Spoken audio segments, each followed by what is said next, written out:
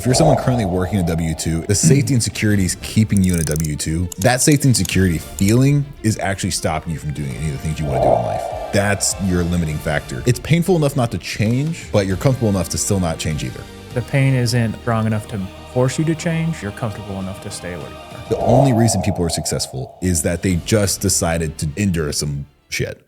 Today, we are sitting down with Andrew Matson, the owner of Homecourt Roofing. Their first year in business, they did over $1.8 million, and that is something to be proud of. Not many people can reach those levels. So today, we're going to uncover the secrets behind how he did it and what we can learn from his success. Thanks for being in. Yeah, no problem. Thanks for having me. All right, so you and I already have a different relationship because you're one of my clients. Yep. And we started working together because, funny enough, how'd you even find this whole spot? My wife found it, actually. Yeah. She was looking for a place. She's a business owner as well.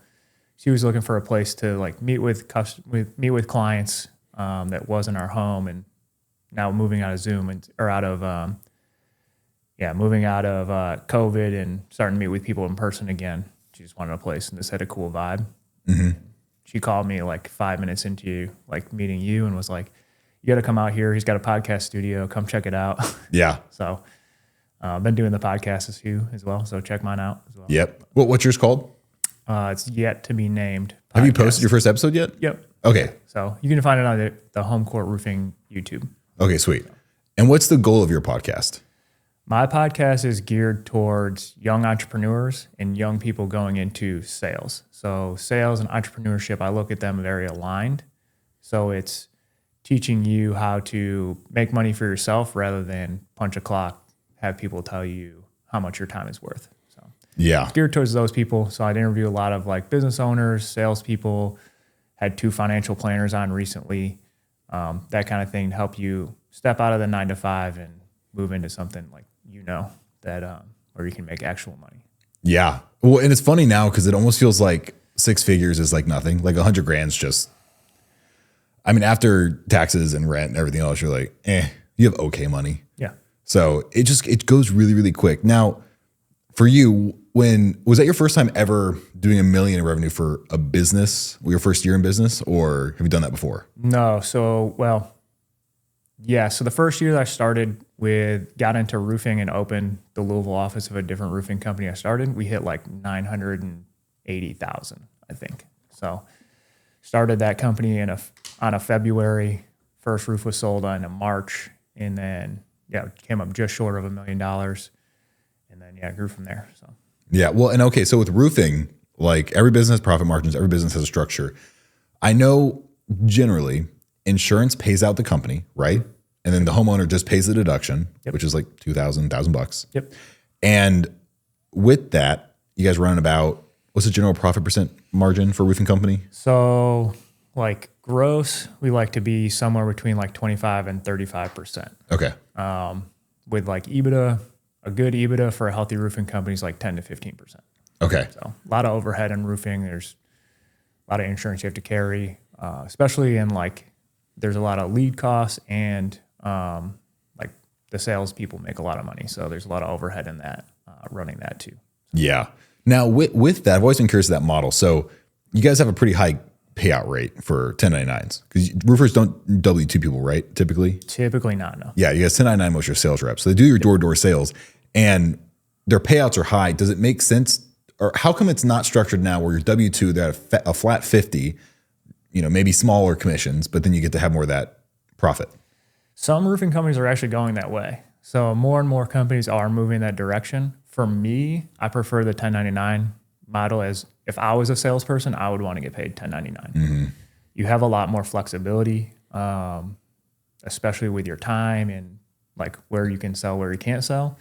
And then you gotta look at this as your own business. So you're able to be a business rather than an employee. And there's a lot more opportunities for growth and for deductions and expenses and those kind of things. So to me, I look at this as, even if you're working under a roofing company, you're still running your own business, and you should have an LLC. You should have all the same things as a business owner. So I look at it that way. But some companies are going more towards that W-2. I had this conversation with a guy that owns I think his roofing company does like $200 million a year. So I had this conversation with him because he has 1099 reps that canvas the deals and generate it, and then W-2 reps that come in and close the deal. And we had a long conversation about how roofing sales really isn't even sales because the insurance company pays for the whole thing and the price is already set.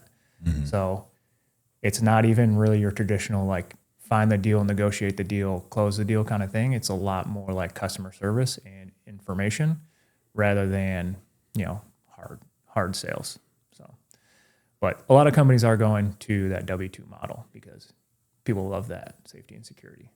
Yeah. In my head, so here's what I still personally do not understand W-2. It just, my head breaks every time I think about it. Because A, you have less control of your tax write-offs. Mm-hmm.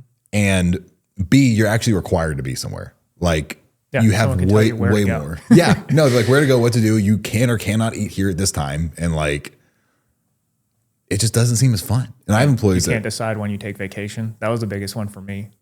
I've only had one, since being a lifeguard in high school, I've only had one W-2 job throughout I'm 36 now, about to turn 36. So essentially 20 years of working.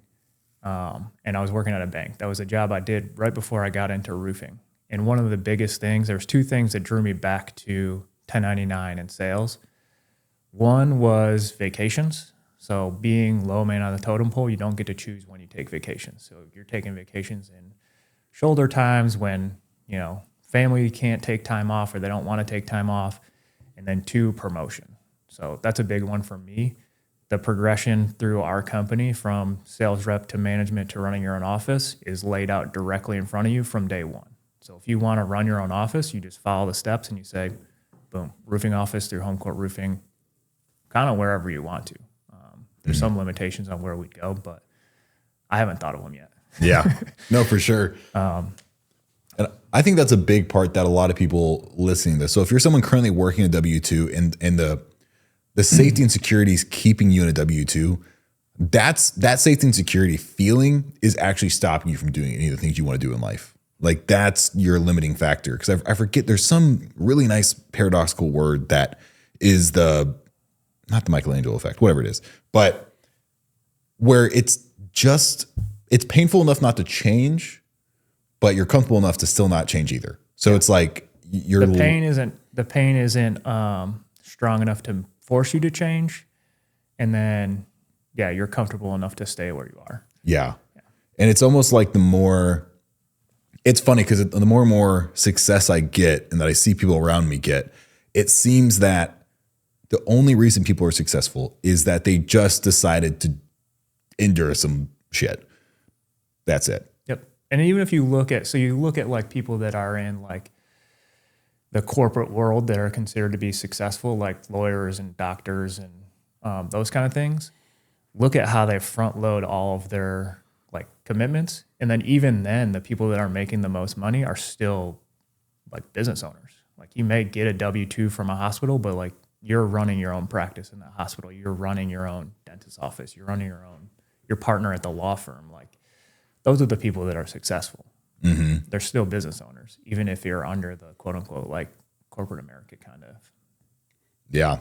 But even you look at like the hyper wealthy business owners, like top 1% will never be a W-2.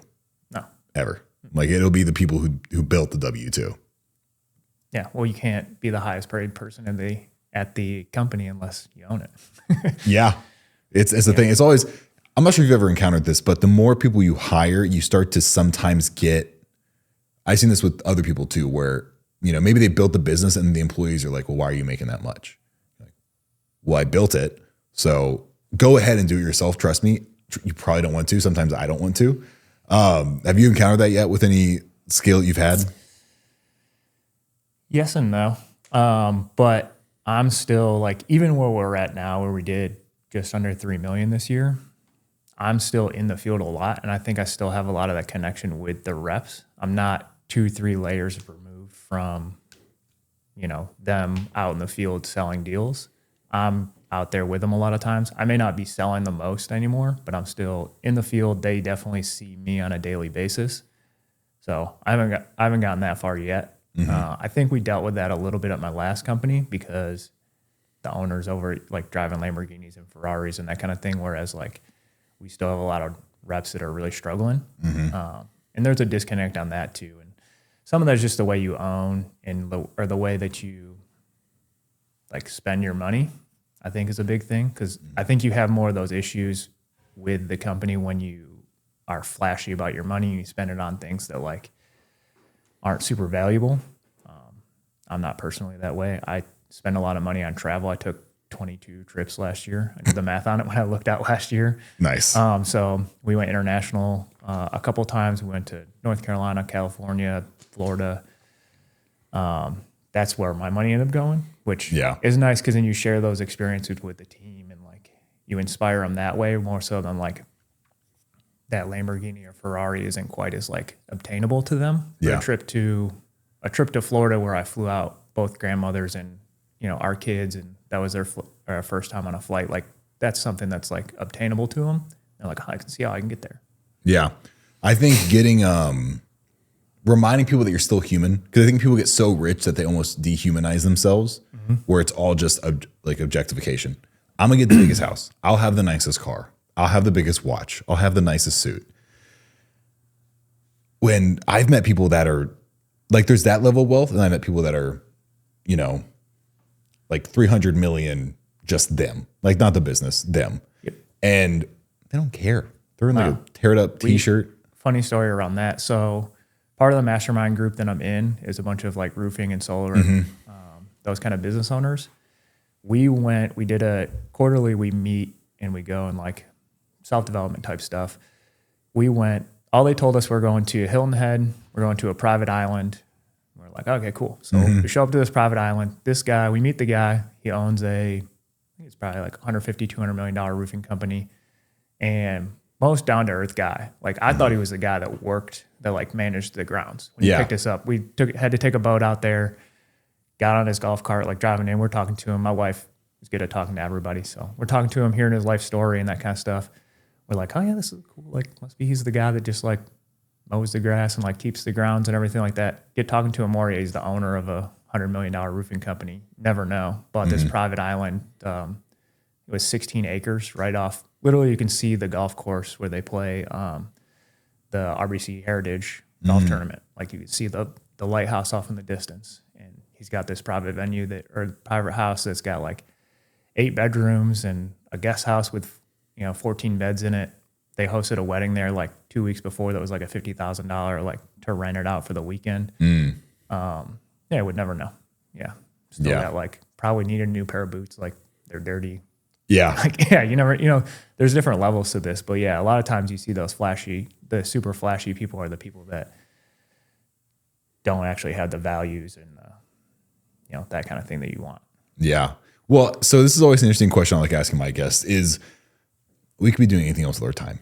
Why did you choose to be a business owner, and what motivates you to keep growing the business?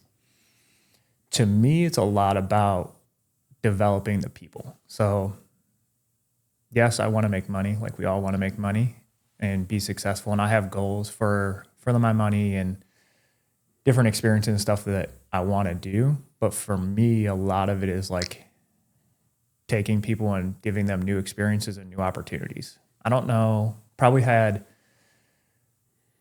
14 or 15 sales reps that have worked for me for like more than a year.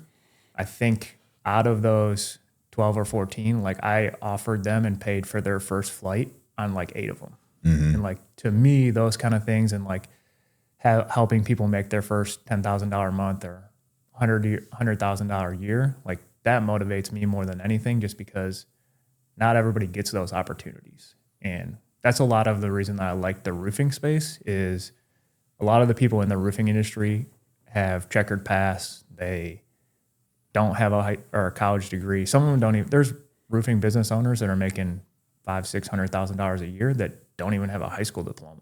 Like this industry is very much just like whatever you put in is what you can get out of it. So it's very performance-based. I like that. So. Yeah, that's always the best industry is where it's very tied to, I do more, I make more. Yeah. And as a business owner, that's something people like you just get, like it just makes sense. A lot of people who haven't tasted that or gotten to understand it haven't gotten the like addictive feeling. Because it's pretty fun, I'm not going to lie. I like being like, if I just send 20,000 texts, I'll get another 30 grand. Like, or it's just like, I just need to call more people. I just need to meet more people. My biggest thing is I just need more friends in general and also for business, because literally the more connections I make, the more I sell. It's just a direct line. Especially if you believe in your product. So I think that's a big thing too. If you're selling something that genuinely helps people, then I mean, it's just about making connections at that point. You're not trying to trick or dupe anybody. That's the biggest. I've never been able to sell something that like, so before I did this, I worked at like a med spa for a little bit. So I like owned a business, left it, was like, I don't know what I'm gonna do with my life. I'm gonna work at a med spa. Like an hourly job worth nothing. They had a bunch of like aesthetic stuff for like facials, and I'm like, this is BS. It was like a weight loss wand, and I'm like, this ain't gonna work. I never recommended it to a single person. I was like, this is total BS. But now it's fun because I get to sell things that like works for me so well. And every time I sell something, like, guys, like, I just made 20 grand doing this. Mm-hmm. Think about your business. And my offer is like way cheaper than yours, which is the cool thing because it's all, it's all perspective. And I'm sure you get this too of like you get, someone with a low income roof and then a high income roof. Imagine you get paid more, right? Yeah. You get paid more. Yep. So you just sell to rich people. I mean, they pay better. Mm-hmm. Some of them are more annoying, but yeah. There's always an annoying person everywhere. Yeah. There's never not annoying people. No, that's a big thing too. And that's, I work with that all the time. Is like a lot of times these people that come in and like they're coming from different circumstances, and teaching them that like $1,500, $2,000, $5,000, $10,000 even like doesn't mean the same thing to other people. Mm-hmm. When you ask for a sale, you ask for what the value of what you're providing is, not like what you think is affordable. So you have to have a good idea of like what the value of actually what you're providing, because I see it a lot of times of like, just had one the other day, a guy, he's been here for like 5 months. He's already making more than his mom and his dad did, but he's making like $6,000, $7,000, $8,000 a month. And like, he had this customer and the scope came back from the insurance company. They were going to have like $6,000 out of pocket. He's like, oh, they have so much out of pocket. Can you come with me and help me close this deal? We show up, we present everything. It was like a $17,000 roof. Insurance was paying $11,000. They were going to pay $6,000. And then like, they didn't even balk at the $6,000. They just were like, yeah, this makes sense. Mm-hmm. Like, thanks for saving us $11,000 on this project. We're like, you're welcome. Yeah. And then just kept it moving. But he was so in his head about that $6,000 that, he didn't think he'd close it. Yeah. The confidence and mindset behind a lot of things is crazy because like, for an example, this is a great example. The exact same product, because like you signed up for my consulting, I had sold the exact same thing for literally 2 times the price, like a week later. Exact same thing. Yep. It's literally just, do you have the confidence in it? And that's a lot of things. I mean, when I started doing a lot of my coaching consulting, it was like, man, I was like, $500 for like an hour. Like that's a lot. And then I was like, I don't know. And with the people you work with, I'm sure you see a lot of, I'm sure a lot of your job is just building confidence in guys. Mm-hmm. And so for you, how are you cultivating that confidence in those men? The biggest thing, I think a lot of that comes from 2 things. One is a vision. So having an idea of like who you want to become, where you want to go, what you want to accomplish. So the more time you spend, and that's just a muscle. So like the more time you spend thinking about that, the clearer it's going to become. So that's one of like having some kind of direction on where you're going. And 2 is just stacking small wins. So like a lot of times we don't give ourselves credit for the things that we've already accomplished. So being able to look back at those and like give yourself credit for what you have accomplished because you've made it this far. Like, to be honest, you've done something. So giving yourself credit for those and then stacking those small wins, even if it's like, and you go to the gym. So like going to the gym, like by the sheer fact that you showed up, that's a win. And you start to build that self-confidence by keeping those promises to yourself. So then, that's the biggest thing. So like if you can keep those promises to yourself and continue to improve and you have a vision of where you want to head, I think that's the biggest thing for building confidence, especially in like younger people. Yeah. I have that conversation all the time of like, and you're young too. So like, what advice do you give to people that are younger, don't necessarily know where they're headed, what their long-term goals are. Maybe they haven't met their significant other yet. Like, how do you craft that vision of like who you want to be and where you want to go when you're young? Yeah, I think a lot of it's meaning. Like, where do you find meaning? What's that word for you? What does that look like? Because like I said earlier, some people are motivated by money, or some people are motivated by sharing experiences with others, about being able to give in their way. Like, I know one of the things that motivates me is I just want to see other people do good. And certain things to me just make a lot of sense. Like social media, like it just clicks. And other people, it just doesn't. But what clicks for them is maybe spelling right. And I just can't spell right to save my life. It's really bad.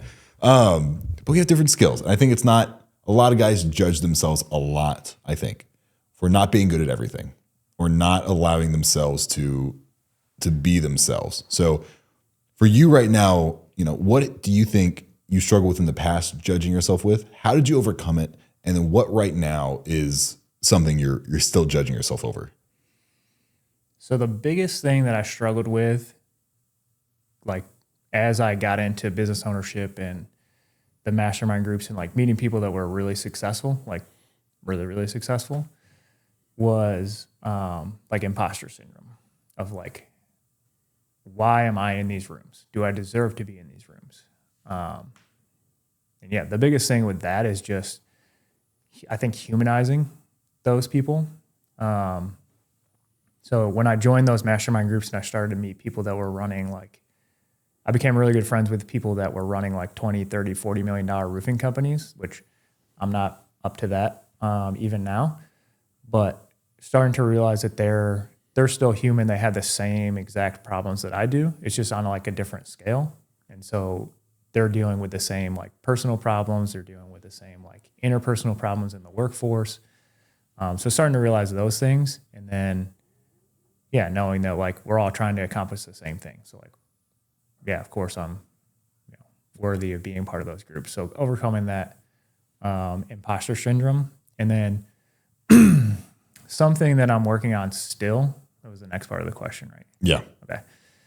Something that I'm working on still is really like that complete like discipline to really like double, triple, quadruple like what's actually possible, because I feel like I've gone a long ways with like time management and those kind of things, but I don't know if you're a strength finder. Strength finder is my favorite personality test, but I'm like a high visionary. So a lot of times what I do is I get off on like multiple shoots and like, I'm like, oh, we should do this and we should do that. And like, I'll like fully fledge it out. That's one of my wife and I's favorite things is like come up with a business plan. And then like, we'll spend like a half a day and like dig into like the nitty gritty. Like we almost bought my grandmother's lake house because we were like, oh, that'd be a good idea. And then we did the math on it and we're like, nope, not a good idea.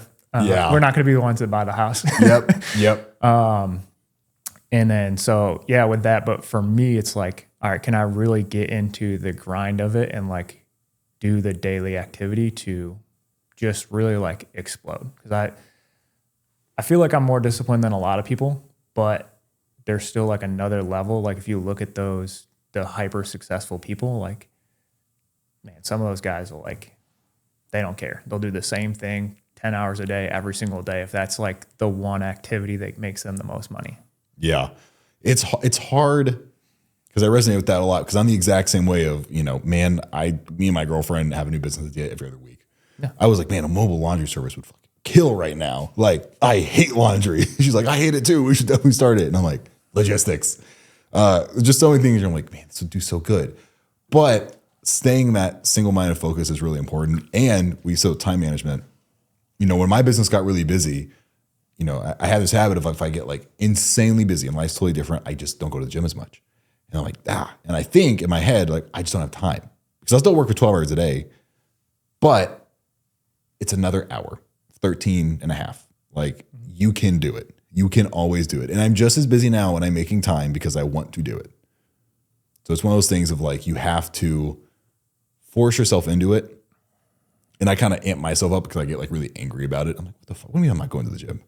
What? Did you see someone else doing it? And you're like, well, they're doing it. Why can't I do it? So what motivates you to stay disciplined and push through those moments where you're like, dude, I just don't want to do it right now. I'm done with this. Yeah. A lot of that comes from my Sunday planning. So like, that's one of like my like non-negotiable rituals is really having a good Sunday planning, identifying like what needs to happen that week to progress. So, it starts with that and then looking at, okay, this is what needs to happen each day. But, sorry, I got in my head, we're doing actually a very similar, you made me think of this. We're doing a similar thing with like the guys. They're reading, a book called The Alter Ego Effect. And like, all I can think of is, so one of the things you do is like, when you get mad at yourself, you create an alter ego for that. Yeah. And one of the guys, alter egos of like his negative self is, his name is Derek, and he has like a really high, annoying pitch voice. And that's all I can think of when you were doing that. It's like, Derek's telling me I don't need to go to the gym. You're like, why is Derek telling me that? But a lot of it is that self-talk and like eliminating some of that self-talk. And one of the things I work on with my coach is like, even if you don't feel like it, what's the minimal thing? And this is similar to like Elastic Habits. Probably heard of like Atomic Habits. Yep. Elastic Habits, same author. But what's like the very smallest thing that's so ridiculously easy that I can do to like build momentum back in the positive way? So if it's example for the gym, I end up doing this in all my trainings. Everything equates to like diet, gym, that kind of stuff. But it equates so well to like the rest of life. Yep. If it's the gym, like what's the one like smallest thing that you can do to like still check the box of like I did something? And sometimes that's like 5 push-ups. Because what happens is like you get down on your hands and you start doing 5 push-ups. You're not gonna stop at 5. You're like, I guess I'll do like 20 and then rest for a minute and I'll do another 20. And then next thing you know, you're doing 150 push-ups and you're like, dang, that was a pretty solid workout. Like, yeah. You know? Yep. A lot of it for that is like just showing up and like, what's the minimum amount I can do to like stay on track or at least like keep some momentum going forward. Yeah. And then outside of discipline, a lot of success, I think, comes from how much pain can you endure. And a lot of it, which like I love strongman. It is the most fun sport you could ever imagine. And when I've competed, it is like paying to new levels of like, you're holding 500 pounds on your bicep, you're going to tear it off the bone just about, and you're like bleeding. And it's really, really intense, but I like it because being able to endure that much pain, I can be like, oh, it's just a bitch ass client. This is going to be great. Yeah. And you'll always have like really hard moments in business. So what really hard thing are you doing in your life right now that gives you context? Like, oh, like this isn't that bad. So right this minute, so I've been doing a lot of like sauna practice. So staying in, so I do with my coach, he does a lot of like heat, cold, heat, cold, heat, cold. So I've been doing that a lot of like, you stay in the sauna until like you're just begging for the cold. Like, and then like that 40 degree or 38 degree, whatever you got your cold plunge set at, like it feels good. Yeah. But then, in that moment of like when you want to get out, you pour a little bit extra water on the thing, turn up the heat a little bit more, and then stand right next to it. Or like do some push-ups or whatever it is to like really even like push beyond that. But that's one area that I practice that. The gym, I play basketball a lot. So like fighting through those in order to like you kind of said with the competition of the strongman of like, all right, cool, I'm tired, but it's, 15, 16, and like we need 2 more baskets. Like can't not, just stand there. Like, yeah, what are you gonna do? Like be the guy that just stands out there because it's pickup. Like, no, I want to win. Like, yeah, you gotta get it. You gotta get it. So those are some different things. But yeah, the heat and cold is like the biggest thing for me right now. And there's health benefits and stuff to it, but a lot of it, especially the cold side, is just doing something that you don't want to do and then like checking that box. You're like, I did it. I sat in the 35 degrees for 3 minutes or 4 minutes or whatever your goal was that day. And like, I did it first thing in the morning. It was the first thing I did when I got up. Did it. Everything else for the rest of the day is going to be cake. Like, yeah. And I think Alex Mosey had a good context to this. He's like, guys, if you like doing it, it's not hard. Like, I really like going to the gym. It's fun, especially when I get back in the routine where I'm like, I'm fucking into it. I hate making the bed. Hate it. It's annoying. It's a waste of my time. But good thing to do. Like, why not have a nice little start to the day? So I think the good context there is like, do the really hard thing that you don't want to do. Yeah. Like if you're like looking at that cold plunge, you're like, I really don't do that. Like, this is not it. That's why cold work's so good for me. Cause like, I like going to the gym. I'm not that consistent with like lifting and that kind of stuff as I probably should be. Like basketball, super easy. I get up, I play 3 days a week at 6 a.m. Like I get up at 5:30, stretch for like 20 minutes and then go. Like not hard. But that cold every single time doesn't matter. Like unless I'm coming from sitting in the sauna for like 45 minutes, like you stand, you're like, I'm going to do it. You walk outside, it's cold outside. It's still not the same. Like you're standing in front of that cold plunge. You're like, yeah, I'm going to do it. But like, you know, like 2, 3, 4, 5 minutes go by. Like you're just looking at it. You're like, all right, well, you know, you still have to like push yourself to actually do it. Yeah, it's a big part of owning a business is that, like you said, that push through the pain. So having a high pain tolerance, and not only having a high pain tolerance, but, you know, I think when it comes to pain, some of the pain that I've endured as an entrepreneur is that it just feels like a lonely journey sometimes because not a lot of people get it. How have you managed, almost every entrepreneur I've asked this to, they get it. Mm-hmm. How have you managed that lonely feeling being an entrepreneur? Yeah, so I agree with that 100%. I actually just shot a training video on this for our training platform about like your identity death. So in order for you to be like the best version of yourself, parts of you has to die. And sometimes that's like friends and family and that kind of thing. But some of that is like habits and activities and stuff you were doing as well. So, but I definitely agree with that of like, I've always had 1099 and sales jobs. So you've always got people that are, you know, against those kind of things because they like the safety and security of W-2 is nice. Like people like to know exactly how much money they're going to make so they can never have to worry about money and they just live paycheck to paycheck for their whole life. And like, you know, that's safe to them. But yeah, it's a lonely journey because especially being the one that's running the company is like you have a different relationship with everyone on the team. Mm-hmm. I go through this now. I have a guy that like helps me with like the rep development and he does a lot of like coaching and stuff with them as far as like the things that they're going through personally. Mm-hmm. And then we talk about it all the time. It's like they can't share the same things with me as they do with him, even though like technically like his job is the same as my job. So mm-hmm. to help them grow and become the best versions of themselves.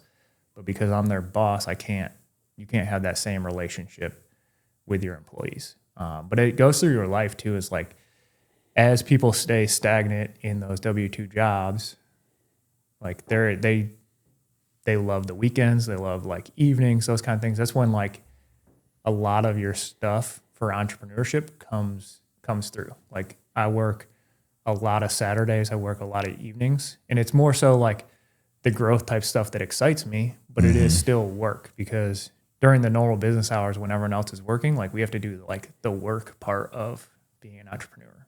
It's not all fun and games, but you know, planning and doing that vision kind of stuff, that's, you know, just last night I was looking at like where we're going to do our blitz and I spent like 4 hours like researching all these different areas of Kentucky and like the storm data and like that kind of stuff. I did that for like 4 hours. Like people would be like, why are you working from, it was like Sunday night at 7 o'clock from 7 o'clock to like 11. But like, to me, that's the fun part about being an entrepreneur, is figuring out those problems and solving those. Whereas like during the day, I'm meeting with customers and coaching reps and like that kind of stuff, which I like, but that's the work part. Yeah. And I have a hard time dealing with it because it's like everyone always wants something from you and it's not their fault. Like you get it. You own the business. Of course they need something from you, but when you're a W-2, it's like you get to talk to people that just like everyone's just like clocking in and you all have that kind of understanding of like, all right, you're doing the job, you're working it. It's like not you versus the boss exactly, but they're over here, we're over here. And when you are that switch, like there is no we're here with you because it's like, no, it's just you owning the business. And you do have those mastermind groups, which I'm sure help with the community a little bit. But that's been big. I love the community of those mastermind groups. There's 2 different coaches and I didn't really get it until I would like join those mastermind groups is a lot of times you have to pay to play to be in the groups that you want to be in. If you look at it, and I'm probably going to butcher this, but he was talking about you have your peers or you have your community, which are the people that you grew up around. Those are just the people that are near you. So it's like friends, family, those kind of stuff. A lot of times we don't pick who our community was to start. Then you have peers. So community is like you're going to have a lot of community kind of service level connections. Peers are other people on the same journey as you. So sometimes it's hard to find those people, especially if you're a business owner, because those people are busy. They're working at 7:30 on a Sunday afternoon, like Sunday night. They're not at the bar watching Sunday Night Football. They're in their house. They might be watching the football game, but they're in their house grinding on like, what's the next problem? Then you have mentors. So like mentors, a lot of times they have their own peers. They have their own community. They don't need you to be part of it. So to be a part of their group and meet other potential peers that are on the same journey as you, you have to pay to play. And I never really got that until probably like 3 or 4 years ago. And that's when like things really started to pick up for me and my business. And yeah, it's been a game changer. So being around other like-minded people and being willing to pay to get in those rooms. And then if you're going to pay, like to me, you know, you've got to get your value out of it. You get your value a lot of times from talking to the other people in the group. Yeah. A lot of it's the network you get. Yep. It's fun for me. It's the exact same thing of like, I met someone who's made 50 million in their life. Like they're like, I personally made 50 mil. And I was like, okay. It's one of my highest paying retainer clients right now. I was like, I was curious. I was like, you said yes real quick. I was like, what do you do for work? And then, you know, they told me and I was like, oh, okay. Basically just like killer investor. Like they made it when it comes to investing. And I was like, oh, I just need to get in these groups with these people. Because I had someone else who was like, oh yeah, this is another retainer client. It could be like 25, 30 grand. And I was like, that'd be a pretty fun retainer client to have. Okay. And it's just like you said, it's just those connections. It's just those like, it's weird. It's really like a video game. You're just leveling up. Like you don't have enough XP points yet. Like we got to get some more. We got to go out and we got an XP farm, which I guess is the Sunday night work until midnight. Yeah. And you're going. So here, what's exciting you most about your business now? Right now? Yeah. I think so. Last year we went through some struggles where we were trying to like grow too fast because we didn't have enough.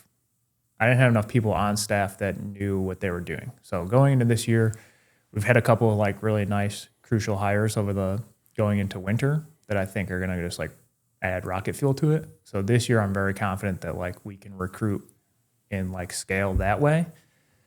So I'm really excited for that growth. And then hopefully with your help, start to get, because I've grown everything. Everything's been door to door. So I grew the last roofing company I was at. We did 1 million the first year, 2.5 the second year, just under 7 the third year, all door to door. I think we probably had like 500,000 from like leads, but the rest was all door to door referrals. Same thing the last 2 years. So if we can start to add a second source of revenue that can bring in like legitimate, deals, I'm excited about that too. But I think for me, it's just that, like I said, my motivation for being a business owner is creating those opportunities for people to like, one of my core values is seeing beyond someone's potential. So being able to see like where they can go before they see what it is, and then like helping them see that. So to me, I love recruiting. I love like leadership development, that kind of thing. So Yeah. it's fun to like open people's eyes to like what's possible, because so many people have that W-2 mindset. Even if they make the jump to sales, they're like, yeah, if I just come over here, like it gives me a little more freedom and I could just make like $60,000 or $70,000, like that'd be real nice. But then as they start to figure out like, oh, if I can just level up my game and get into better rooms, make better connections, get a few like referral sources and those kind of things, I can start to really like grow this. Absolutely. Well, Andrew, thanks for being on. Where can people find you? And if they want a new roof, how can they contact you? Yeah. So it's Homecourt Roofing, homecourtroofing.com. Our Instagram is Homecourt Roofing. And then my Instagram is Andrew_Matson_KY. Awesome. Thanks for being on. Easy to find.